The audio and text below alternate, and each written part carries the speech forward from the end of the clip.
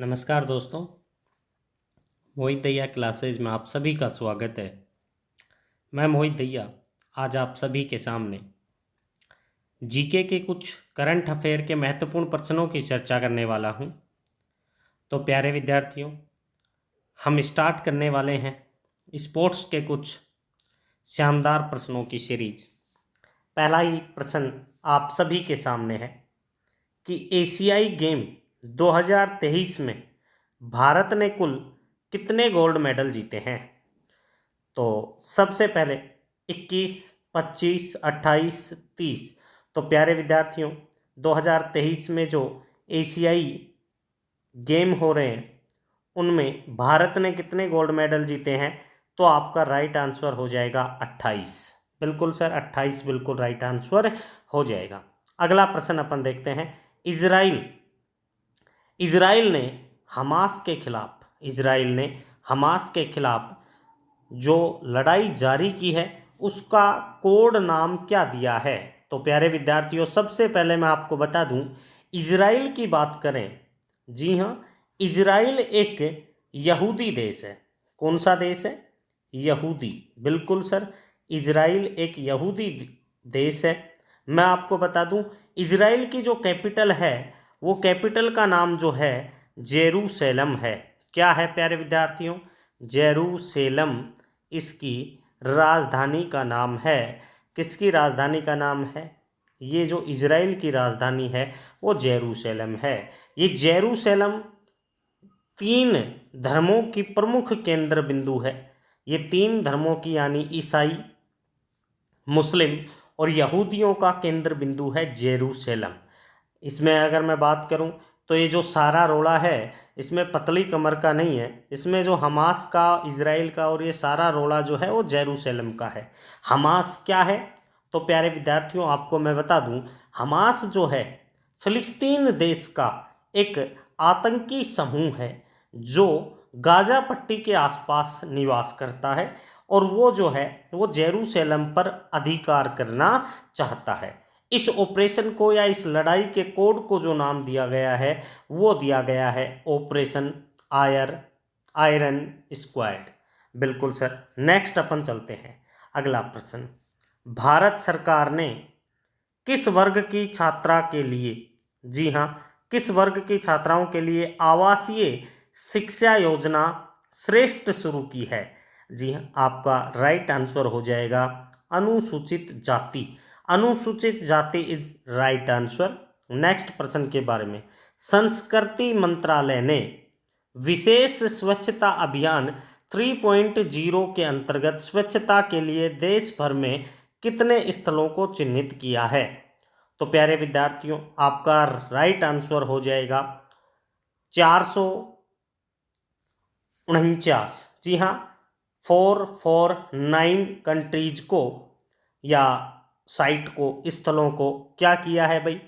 ये जो है ये संस्कृति मंत्रालय ने चिन्हित किया है। विश्व शिक्षक दिवस प्रति वर्ष कब मनाया जाता है? तो राइट आंसर इसका हो जाएगा 5 अक्टूबर। जी हाँ, 5 अक्टूबर। प्यारे विद्यार्थियों, अगर अपन वैसे शिक्षक दिवस की बात करें, अपने भारतीय या राष्ट्रीय शिक्षक दिवस, वो 5 सितंबर हो जाएगा। जी हाँ, 5 सितंबर हो जाएगा, याद रखना है। और ये जो विश्व शिक्षक दिवस है ये 5 अक्टूबर हो जाएगा, राइट आंसर। प्यारे विद्यार्थियों, 2 अक्टूबर को गांधी जयंती तथा लाल बहादुर जयंती है। इसके बाद में अपन देखें 8 अक्टूबर को वायुसेना दिवस है। 8 अक्टूबर को वायुसेना दिवस है और विश्व शिक्षक दिवस 5 अक्टूबर को है। लेकिन भारत में डॉक्टर राधाकृष्णन की जन्म जयंती पे जो शिक्षक दिवस मनाया जाता है वो शिक्षक दिवस 5 सितंबर को मनाया जाता है। ये भेल के निदेशक यानी औद्योगिक प्रणाली एवं उत्पाद के रूप में किसे नियुक्त किया है? तो आपका राइट आंसर हो जाएगा बानी वर्मा। जी हाँ, भेल के निदेशक जो हैं वो बाली वर्मा हो जाएंगे। बिल्कुल सर। नेक्स्ट प्रश्न, केंद्रीय कैबिनेट ने किसे नए स्वायत्त निकाय के निर्माण को मंजूरी दी है? तो प्यारे विद्यार्थियों, मेरा युवा भारत। जी हाँ, मेरा युवा भारत जो योजना है उसको मंजूरी दी है किसने? केंद्रीय कैबिनेट मंत्री। तंजानिया, जी हाँ, तंजानिया के राष्ट्रपति कौन है जो जेएनयू द्वारा डायरेक्टरेट जो है मानद उपाधि प्राप्त करने वाली पहली महिला बनी है? तो आपका राइट आंसर हो जाएगा सामिया हसन। जी हाँ, सामिया हसन बिल्कुल राइट आंसर। प्यारे विद्यार्थियों, ये तंजानिया कहाँ पड़ता है? तंजानिया, युगांडा, ये सभी अफ्रीका महाद्वीप के देश हैं। तो कौन से कॉन्टिनेंट की बात हो रही है? अफ्रीका की बात हो रही है। तंजानिया अफ्रीका में है। कहाँ पे है दोस्तों? तंजानिया जो है वो अफ्रीका में है। नेक्स्ट प्रश्न, भारत की किस पुरुष युगल जोड़ी ने डब्ल्यू BWF रैंकिंग में पहला स्थान दर्ज किया है? जी हाँ, सात्विक साईराज तथा चिराग शेट्टी। जी हाँ, सात्विक साईराज तथा चिराग शेट्टी बिल्कुल राइट आंसर हो जाएगा। इस वर्ष अर्थशास्त्र के क्षेत्र में नोबेल किसे मिला है? तो आपको याद रखना है क्लाउडिया गोल्डिन। जी हाँ, क्लाउडिया गोल्डिन एक महिला है, इन्हें अर्थशास्त्र के क्षेत्र में नोबेल मिला है। प्यारे विद्यार्थियों, नोबेल की घोषणा हुई है अभी, बाकी नोबेल मिलेगा 10 दिसंबर को। प्रतिवर्ष 10 दिसंबर को नोबेल दिया जाता है। नोबेल की शुरुआत की बात करें तो 1901 ईस्वी में नोबेल की शुरुआत हुई थी। ये जो नोबेल है ये किस देश से दिया जाता है? प्यारे विद्यार्थियों, नोबेल जो है वो स्टॉकहोम, जी हाँ, स्टॉकहोम स्टॉकहोम किसकी राजधानी है? स्वीडन की राजधानी स्टॉकहोम से नोबेल दिए जाते हैं 5 क्षेत्रों में। जी हाँ, टोटल 6 क्षेत्रों में दिया जाता है, लेकिन शांति वाला नोबेल जो है वो नॉर्वे की राजधानी ओस्लो से मिलता है। कहाँ से मिलता है? नॉर्वे की राजधानी ओस्लो से। बाकी 5 क्षेत्रों में जो है वो स्टॉकहोम, स्वीडन की राजधानी स्टॉकहोम से मिलता है। नेक्स्ट अपन देखते हैं अगला प्रश्न। अभी मैंने बताया वायुसेना, भारतीय वायुसेना ने नए ध्वज का अनावरण किया है। तो वायुसेना दिवस कब मनाया जाता है?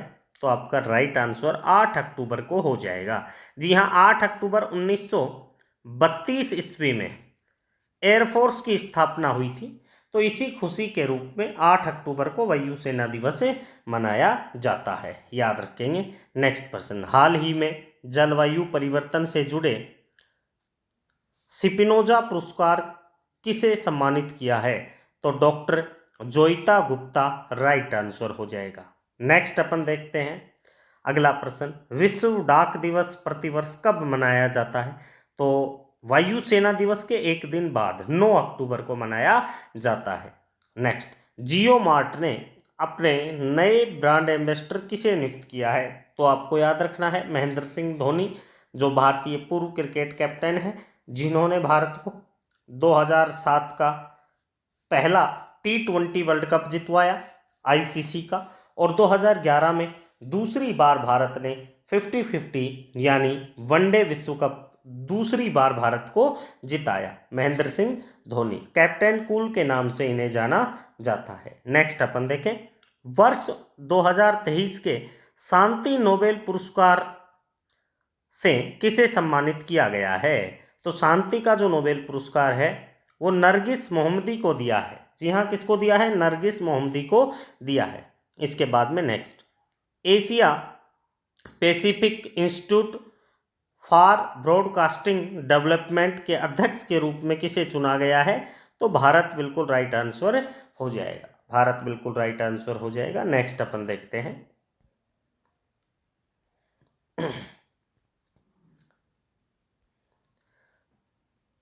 वर्ष 2023 में साहित्य का नोबेल पुरस्कार किसे दिया गया है?